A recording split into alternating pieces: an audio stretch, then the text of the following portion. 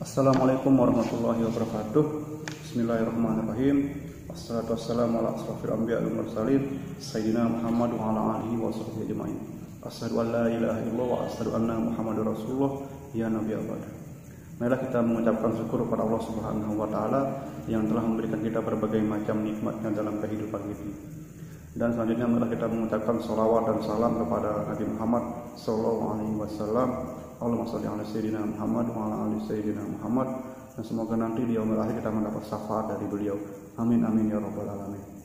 Ya, pada kesempatan kali ini saya Wahyu Afrizal, guru PPKN Man 2 Mataram, akan menyampaikan materi bab 1 tentang harmonisasi hak dan kewajiban asasi manusia dalam perspektif Pancasila, yaitu pokok subbahasan konsep hak dan kewajiban asasi manusia.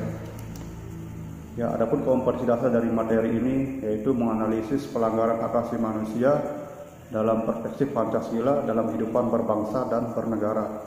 Kemudian untuk keterampilannya menyaji hasil analisis pelanggaran hak asasi manusia dalam perspektif Pancasila dalam kehidupan berbangsa dan bernegara. Dan adapun tujuan pembelajaran setelah anak-anak melakukan pembelajaran pada hari ini yaitu menyimpulkan makna hak asasi dan kewajiban asasi manusia. Yang kedua, menganalisis sifat dan unsur hak asasi manusia.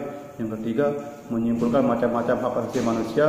Yang keempat, menganalisis prinsip-prinsip hak asasi manusia.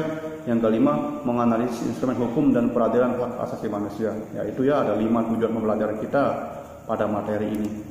Selanjutnya, kita akan membahas tentang makna hak asasi manusia. Hak ini berasal dari bahasa Arab yang artinya adalah segala sesuatu yang harus, yang boleh, yang dapat kita terima dari pihak lain. Saya ulangi, hak adalah segala sesuatu yang boleh, yang dapat, yang harus kita terima dari pihak lain. Kemudian kata asasi ini berarti segala sesuatu yang bersifat mendasar dan fundamental yang selalu melekat pada objeknya. Nah, itu pengertian asasi. Kemudian manusia adalah makhluk ciptaan Tuhan yang berakal dan berbudi. Nah, itu Nah, jadi sini dari 3 kata tadi dapat disimpulkan berarti hak asasi manusia adalah hak-hak mendasar yang melekat pada diri manusia sebagai makhluk Tuhan yang Maha Esa. Nah, adapun dalam Undang-Undang Nomor 39 Tahun 1999, di sini dimaksud hak adalah seperangkat hak yang melekat pada diri manusia sebagai makhluk Tuhan yang Maha Esa dan merupakan anugerahnya yang wajib dihormati, dijunjung tinggi dan dilindungi oleh negara, hukum, pemerintah dan setiap orang demi kehormatan serta perlindungan harkat dan martabat manusia. Yaitu pengertian HAM menurut Undang-Undang Nomor 39 Tahun 1999. Selanjutnya adapun sifat-sifat hak asasi manusia. Yang pertama, universal. Maksudnya di sini HAM itu berlaku untuk setiap manusia di negara manapun, di belahan bumi manapun. Jadi semua orang itu memiliki hak asasi manusia yang sama. Kemudian hakiki. HAM itu merupakan sesuatu yang ada pada diri manusia sejak lahir. Jadi dari sejak lahir kita itu sudah memiliki HAM, semuanya sudah memiliki hak-hak kita sebagai manusia. Kemudian utuh. HAM tadi yang sudah kita miliki itu tidak dapat dibagi-bagi, tidak dapat juga dipindahkan, Kita semua mendapatkannya secara utuh hak-hak tadi itu, Kemudian permanen. Nah, hak kita itu tidak bisa dipindah tangankan ke pihak lain atau tidak bisa dicabut oleh kekuatan manapun.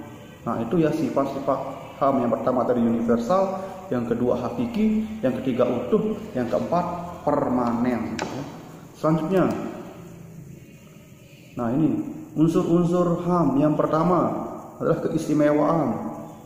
Dalam konsep HAM ini memandang bahwa ada suatu keadaan di mana orang dianggap istimewa. Misalnya saat orang itu ulang tahun, kita tidak punya kewajiban untuk memberikan hadiah kepada orang tersebut. Namun karena atas rasa karena orang itu istimewa, jadinya kita punya inisiatif untuk memberikannya hadiah, meskipun nanti pada ulang tahun berikutnya kita tidak diwajibkan untuk memberikannya hadiah.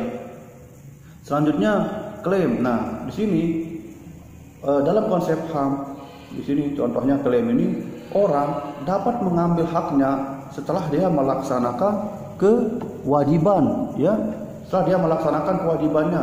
Contoh, seorang supir dapat mendapatkan upahnya setelah dia mengantarkan penumpangnya sampai ke tujuan.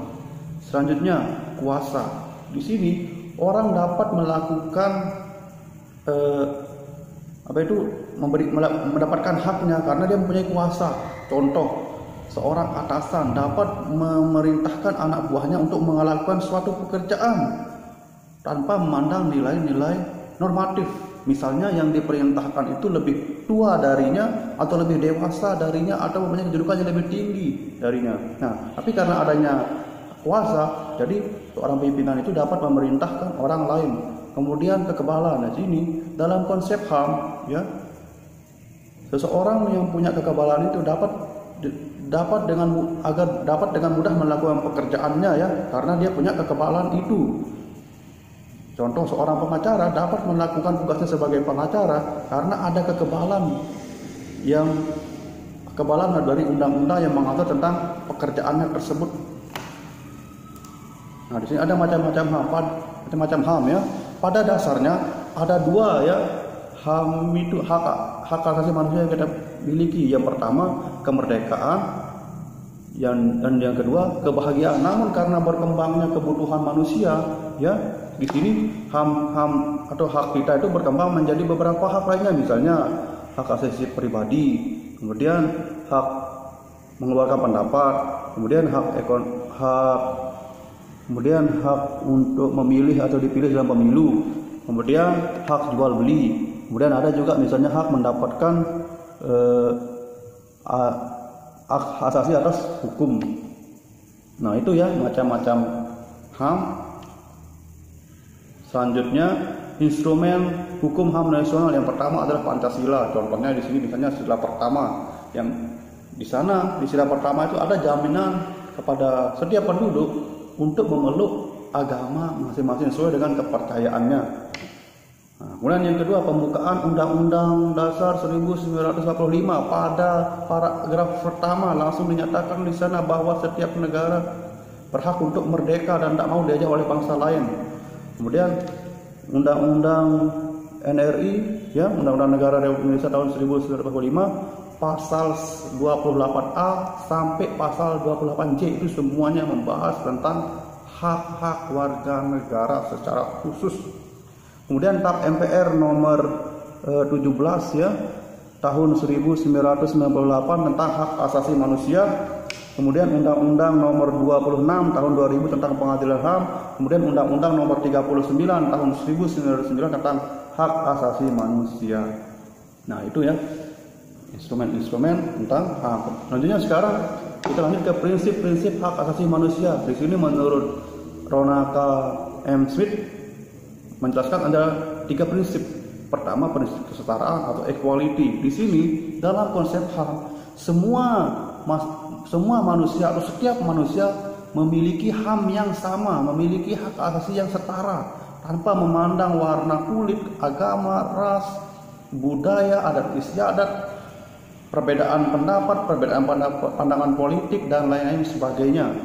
Kemudian prinsip pelarangan diskriminasi. Jadi di sini HAM melarang orang untuk melakukan diskriminasi. Diskriminasi di sini artinya, ya, perbedaan perlakuan terhadap orang lain dalam situasi yang sama. Jika kita berbicara tentang diskriminasi di sini mengacu pada warna kulit, suku, agama, ras, pandangan politik, dan lain sebagainya. Kemudian prinsip kewajiban positif negara. Nah, maksudnya di sini dalam konsep HAM, negara memandang, ya, negara diharuskan untuk dapat memberikan perlindungan kepada hak asasi manusia dan memberikan jaminan atas perlindungan hak asasi manusia setiap warganya. Nah, itu ya prinsip-prinsip HAM. Yang pertama tadi kesetaraan, yang kedua prinsip pelarangan, yang ketiga prinsip kewajiban positif negara. Nah, di sini sekarang kita beralih ke makna kewajiban asasi manusia. Wajib di sini dapat diartikan sebagai harus dilakukan atau tidak boleh tidak dilaksanakan atau tidak boleh ditinggalkan. Kemudian di sini kewajiban dapat diartikan sebagai sesuatu yang wajib untuk dilakukan seseorang dengan penuh tanggung jawab agar mendapatkan haknya. Nah, itu ya. Kemudian kewajiban asasi manusia adalah ya di sini kewajiban yang harus dilakukan oleh setiap manusia yang bertujuan untuk menegakkan hak asasi manusia. Yaitu pengertian kewajiban secara umum ya. Adapun di sini pengertian kewajiban menurut Undang-Undang Nomor 39 Tahun 1999 Pasal 1 Ayat 2 menjelaskan bahwa kewajiban asasi manusia adalah seperangkat kewajiban yang apabila tidak dilaksanakan tidak mungkin terlaksana dan tegaknya hak asasi manusia, yaitu pengertian kewajiban menurut Undang-Undang Nomor 39 Tahun 1999 Pasal 1 Ayat 2. Nah, selanjutnya di sini hubungan antara hak dengan kewajibannya. Antara hak dengan kewajiban yaitu mempunyai hubungan kasualitas atau hubungan sebab akibat. Maksudnya begini, kita bisa mendapatkan hak kita setelah kita melaksanakan kewajiban, ataupun sebaliknya kita melaksanakan hak kita melaksanakan kewajiban ya karena sudah mendapatkan hak kita. Contohnya misalnya tadi seorang supir itu dapat dia mendapatkan haknya setelah mengantarkan penumpang. Contoh juga seorang murid ya dapat mendapatkan haknya karena guru melaksanakan kewajibannya mengajar di kelas. Nah, seperti itu ya hubungan antara hak dan kewajiban. Ya, demikian ya video pembelajaran dari Pak Guru, semoga bermanfaat. Wassalamualaikum warahmatullahi wabarakatuh.